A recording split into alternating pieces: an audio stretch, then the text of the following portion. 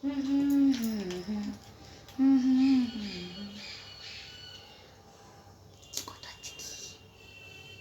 কি কথা হচ্ছে ফোনে? আরে মা আসছে, সেই মা আসছে, সত্যি সত্যি মা আসছে, এটাই বললো।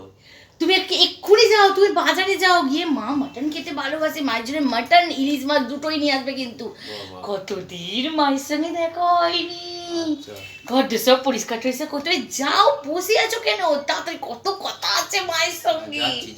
তাড়াতাড়ি যাও, তাড়াতাড়ি যাও, আজ রান্না করতে হবে। কত সন্ধে, এত সন্ধেবেলা মা আসছে? হ্যাঁ এই তো বললো মা আসছে। কোনোদিন তো মা এত সন্ধেবেলা আসে না। এই তো বললো ফোন করে যে মা আসছে এক্ষুনি। তুমি ঠিক শুনেছো? হ্যাঁ রাস্তায় আছে। তাহলে বাবা তাড়াতাড়ি করে সব পরিষ্কার করতে হবে। এসেই বলবে তুই এখানে নোংরা করে রেখেছিস, ওখানে নোংরা করেছিস, আমার মা মানা, এটা করেছিস সেটা করেছিস।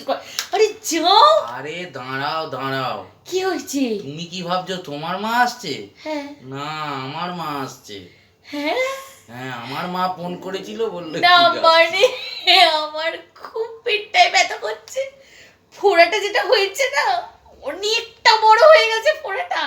এই তো বললে যাও ইলিশ মাছ নিয়ে এসো, না হ্যাঁ মটন নিয়ে এসো। না না, তোমার মা ওইসব খেতে পারে না, তোমার মায়ের পেটে ব্যথা তো। তুমি জ্যান্ত মাছ, জ্যান্ত মাছ নিয়ে এসো, জ্যান্ত মাছ।